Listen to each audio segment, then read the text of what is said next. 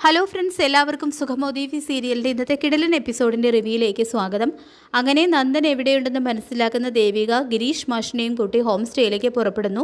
താൻ കണ്ട വീഡിയോ സത്യമാവല്ലേ എന്ന് അവൾ ആഗ്രഹിച്ചു പോകുന്നു. കാരണം നന്ദൻ ഇങ്ങനെ തന്നെ ചതിക്കുമെന്ന് അവൾ സ്വപ്നത്തിൽ പോലും കരുതിയതല്ല. ഇതിനിടയിൽ ദേവിക എവിടെയുണ്ടെന്ന് പ്രഭാവതിയോട് ചോദിക്കുന്ന സിദ്ധുവിനോട് അല്പം ദേഷ്യത്തോടു കൂടിയാണ് പ്രഭ മറുപടി കൊടുക്കുന്നത്. ഏതൊരമ്മയാണെങ്കിലും മക്കളുടെ നന്മ മാത്രമേ ആഗ്രഹിക്കുള്ളൂ എന്നും ചിലപ്പോൾ അവർക്ക് മകൻ്റെ തെറ്റുകൾ കണ്ടില്ല എന്ന് നടിക്കേണ്ടി വരും എന്നൊക്കെ പറഞ്ഞുകൊണ്ട് സിദ്ധുവിന് മുൻപിൽ പ്രഭ പിടിച്ചു നിൽക്കാനൊക്കെ ശ്രമിക്കുന്നുണ്ടെങ്കിലും സിദ്ധു ഒട്ടും വിട്ടുകൊടുക്കുന്നില്ല. അപ്പോൾ താൻ ദേവി എന്ന ഭാര്യയെക്കുറിച്ച് ആലോചിച്ചിട്ടുണ്ടോ എന്ന് സിദ്ധു തിരിച്ചു ചോദിക്കുമ്പോൾ സിദ്ധുവിന് മുൻപിൽ ഉത്തരം മുട്ടി പോകുന്നുണ്ട് കേട്ടോ പ്രഭയ്ക്ക്. ഇതേ സമയം ദേവികയും ഗിരീഷ് മാഷും ഹോം സ്റ്റേയിലെത്തുന്നു. അങ്ങനെ നേരെ റിസപ്ഷനിൽ ചെന്ന് നന്ദൻ, ഇസബെല്ല ഇങ്ങനെ 2 പേർ ആ ഹോം സ്റ്റേയിൽ താമസമുണ്ടോ എന്ന് ഉറപ്പുവരുത്തുന്നുണ്ട്. അപ്പോൾ ഗിരീഷ് മാഷാണ് ആദ്യം തന്നെ നന്ദൻ്റെ മുറിയിലേക്ക് ചെല്ലുന്നത്. ദേവികയും നന്ദനെയും ഇസബെല്ലയും പൊളിച്ചെടുക്കാനുള്ള ഒരു ദേഷ്യത്തോടു കൂടി പുറകെ ചെല്ലുന്നു. ആ യൂട്യൂബറാണെങ്കിൽ ഇതെല്ലാം വാച്ച് ചെയ്തുകൊണ്ട് അവരുടെ പുറകെ തന്നെയുണ്ട്.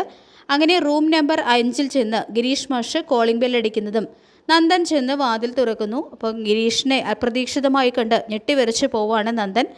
ഗിരീഷേട്ടൻ എന്താ ഇവിടെയെന്ന് നന്ദൻ ചോദിക്കുമ്പോൾ, വീട്ടിൽ നിന്നും നീ പോയിട്ട് 2 ദിവസം കഴിഞ്ഞു, അപ്പോൾ നീയുള്ള സ്ഥലം എനിക്ക് അന്വേഷിച്ച് കണ്ടുപിടിച്ചല്ലേ പറ്റൂ എന്ന് ഗിരീഷ് മറുപടി കൊടുക്കുന്നു. നീ ഒറ്റയ്ക്കാണോ ഉള്ളത് എന്ന് ചോദിക്കുമ്പോൾ ആ ഒറ്റയ്ക്കാണെന്ന് കള്ളം പറയുകയാണ് നന്ദൻ ചെയ്യുന്നത്. തുടർന്ന് മാറി നിൽക്ക്, ഞാൻ ഈ റൂമൊക്കെ ഒന്ന് കാണട്ടെ എന്ന് പറഞ്ഞുകൊണ്ട് ഗിരീഷ് ഇടിച്ചു കയറി മുറിയിലേക്ക് ചെല്ലുന്നുണ്ട്. ഗിരീഷേട്ടൻ വന്ന് നമുക്ക് ലോബിയിലിരുന്ന് സംസാരിക്കാം എന്നൊക്കെ പറഞ്ഞുകൊണ്ട് ഗിരീഷിനെ അവിടെ നിന്നും കൊണ്ടുപോകാനൊക്കെ നന്ദൻ ശ്രമിക്കുന്നുണ്ട്. കാരണം ഇസബെല്ല അവിടെയുണ്ട്.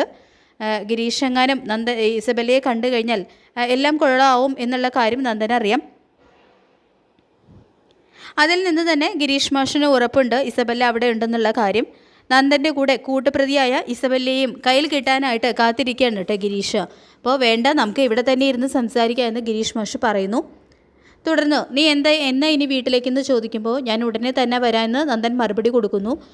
നീ ദേവികയുടെ അവസ്ഥ എന്താണെന്ന് ചിന്തിച്ചിട്ടുണ്ടോ എന്നെല്ലാം ഗിരീഷ് മാഷ് ചോദിക്കുമ്പോൾ അവൾ എനിക്കെതിരെ പോലീസിൽ പരാതി കൊടുത്തിരിക്കുകയല്ലേ എന്ന് നന്ദനും പറയുന്നുണ്ട്. അപ്പോൾ ഇതേ സമയം കുളി കഴിഞ്ഞ് ഇസബെല്ല അവിടേക്ക് വരുന്നുണ്ട്. അപ്പോൾ ഗിരീഷിനെ കാണുന്നതും നന്ദൻ്റെ ചേച്ചിയുടെ ഭർത്താവ് എന്താ ഇവിടെ ഇയാൾക്ക് എന്താ ഒരു മാനേഴ്സില്ലേ, അല്പം പ്രൈവസിക്ക് വേണ്ടിയിട്ടാണ് ഇവിടെ ഈ ഹോം സ്റ്റേയിൽ വന്ന് മുറിയെടുത്തത്.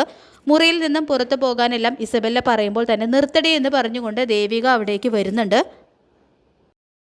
അപ്പോൾ ഗിരീഷ് മാഷിനോടൊപ്പം ദേവികയും വന്നിട്ടുണ്ട് എന്നുള്ള കാര്യം നന്ദൻ ഒരിക്കലും പ്രതീക്ഷിക്കുന്നില്ല. അപ്പോൾ ദേവികയെ കണ്ട് അടപടലം വെറിച്ചു പോവുകയാണ് നന്ദനും ഇസബെല്ലയും. ഇറങ്ങിപ്പോകാനല്ല, ഇറക്കിക്കൊണ്ട് പോകാനാണ് ഞാൻ വന്നത്.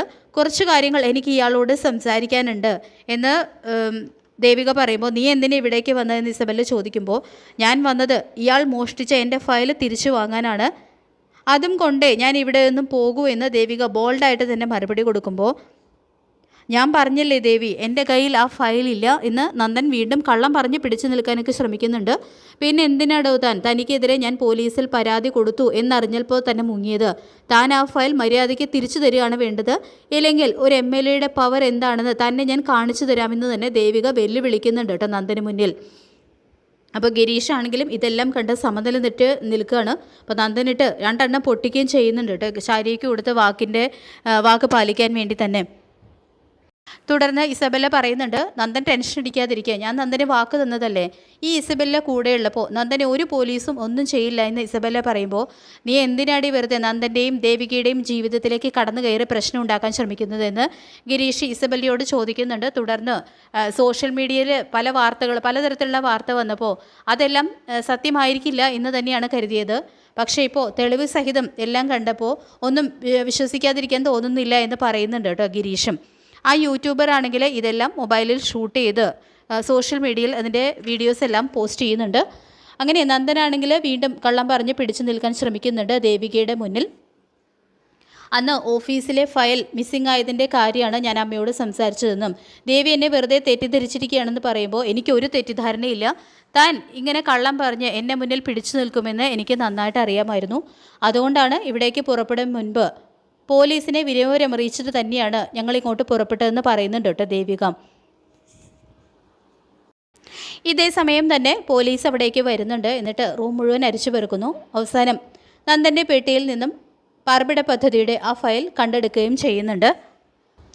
അങ്ങനെ മറ്റൊരു കൊടും ചതി കൂടി ദേവികയുടെ മുന്നിൽ തെളിവ് സഹിതം പിടിക്കപ്പെട്ടിരിക്കുകയാണ്.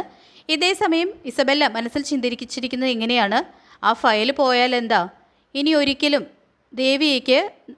ദേവികയുടെ ജീവിതത്തിൽ നന്ദന് സ്ഥാനമില്ല.